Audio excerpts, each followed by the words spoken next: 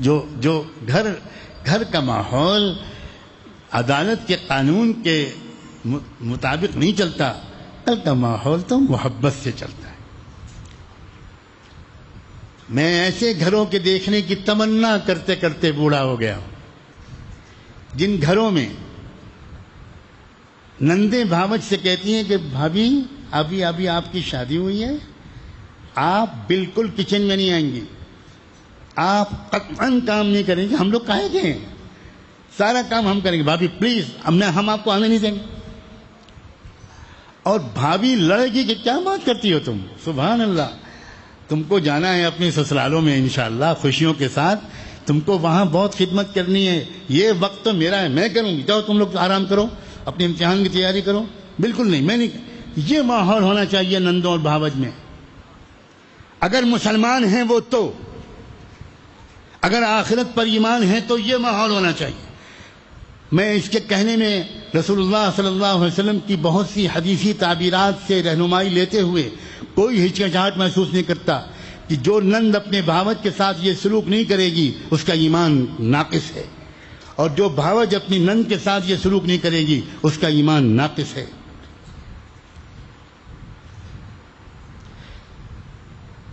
ایک دو گھرانوں میں بس دیکھنے کا اب تک اتفاق ہوا ہے، ایک دو گھرانوں،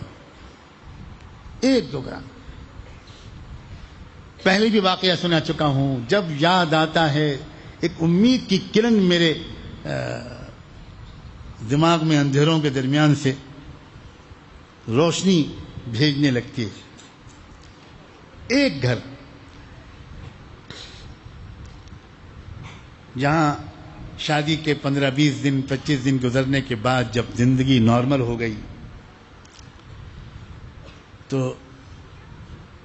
ساس نے اپنی بہو کو بلایا۔ ساس بہت اصلی دیندار تھی، میں اب یہ نہیں کہوں گا کہ بہت دیندار تھی، دیندار تو ہم سب ہیں، سارے ظلم بھی ہیں دیندار بھی ہیں، جھوٹ بھی ہے دینداری بھی ہے، دھوکہ بھی ہے دینداری بھی ہے، 420 بھی ہے دینداری بھی ہے، خود غرضی بھی ہے دینداری بھی ہے، مطلب پرستی بھی ہے دینداری بھی ہے، بے وفائی بھی ہے دینداری بھی ہے۔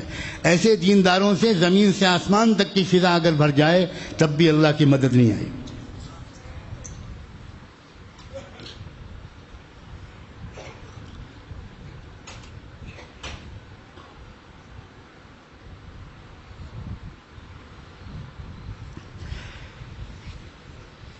میرے ناقص فہم میں اصلی دیندار پورے صوبوں میں شاید 15-20 بھی نہیں ہوں،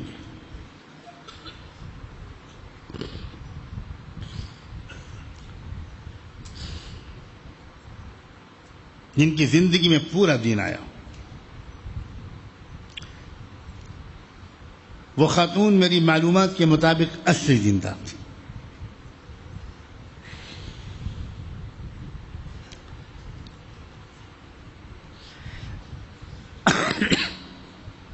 اپنے بہت نیک بیٹے کے لیے برسہ برس اللہ سے دعا کر کے ایک نیک لڑکی کو ڈھونڈنے میں وہ کامیاب ہو گئیں اور اس لڑکی کو اپنے بہو بنا کر گھر میں لے آئیں۔ جب شادی کے بعد 15-20 دن گزر گئے تو ایک دن اشراق کی نماز سے فارغ ہو کر اس ساس نے اپنی نئی نویلی بہو کو اپنی مصلی پر بلایا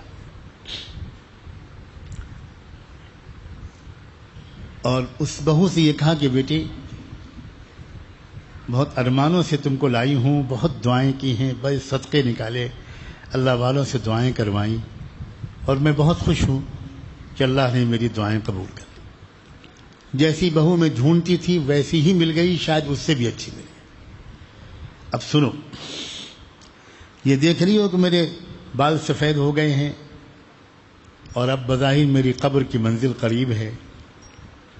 بہت دن سے میرا دل چاہتا تھا کہ میں دن اور رات کے زیادہ تر حصے میں ذکر کروں، تلاوت کروں، نفلیں پڑھوں، دعائیں مانگوں، اپنے رب کے سامنے آنچل پھیلا کر مانگتی رہوں، لیکن گھر میں کوئی تھا نہیں، سارا کام مجھے ہی کرنا پڑتا تھا۔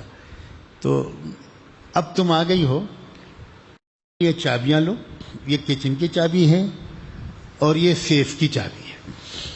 اب تم گھر کی مالکہ ہو گھر کو چلاؤ، میں کام کاج میں جتنی تمہاری ہیلپ کر سکوں گی کرتی رہوں گی، لیکن میں یہ چاہتی ہوں کہ اب مجھے اوپر ٹینشن نہ رہے کہ صبح کی چائے پلانی ہے، جلدی سے ناشتہ بنانا ہے، میں ذرا سکون سے اپنے معمولات پورے کر لوں، اس لیے بیٹی اب تم یہ ذمہ داری سنبھال۔ جانتے ہیں بہو نے کیا جواب دیا؟ یہ سچا واقعہ ہے۔ بہو نے کہا، امی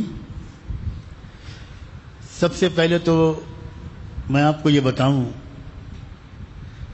کہ میں پچھلے 3 سال سے دعا مانگتی تھی کہ مجھے کوئی تقوی والا شوہر ملے، اور میں اللہ کا شکر ادا نہیں کر سکتی کہ مجھے اللہ نے آپ کا کیسا تقوی والا بیٹا دیا ہے اور کیسا گھرانہ دیا ہے۔ میں اپنی قسمت پر ناز کرتی ہوں، بہت شکر گزار ہوں اپنے رب کی۔ یہ چابیاں آپ کے پاس رہیں گی، آپ گھر کی بڑی رہیں گی، آپ کے اشاروں پر سارا کام میں کروں گی، کوئی کام آپ کو امی اب نہیں کرنا، سارا کام مجھے کرنا ہے، میری سعادت ہے، لیکن چابیاں میں نہیں لوں گی۔ یہ گھر کی مالکہ آپ رہیں گی، آپ کہیں گی کیا پکانا ہے میں پکاؤں گی، آپ کہیں گی کون سی بیڈ شیٹ ڈالنی ہے، چادر کون سی ڈالنی ہے میں کروں گی، لیکن آپ ہی حکمراں رہیں گے، آپ کے اشاروں پر میں کام کروں۔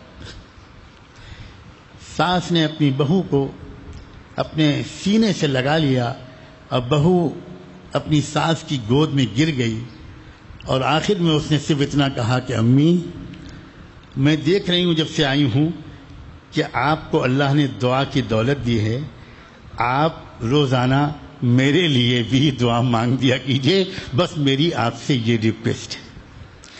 مجھے بتاؤ جس گھر میں ایسی بہو ہوگی اور ایسی ساس ہوگی وہ گھر جنت ہوگا کہ نہیں ہوگا؟ کیا ہمارا تمہارا گھر ایسا نہیں بن سکتا؟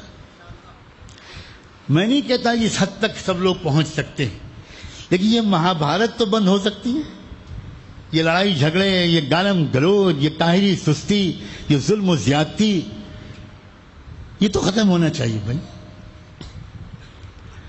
سچ کہتا ہوں عورت آج بھی بے حد مظلوم ہے، اور عورت پر ظلم کرنے والا صرف مرد نہیں ہے، عورت پر ظلم کرنے والی مرد کے علاوہ عورت بھی ہے۔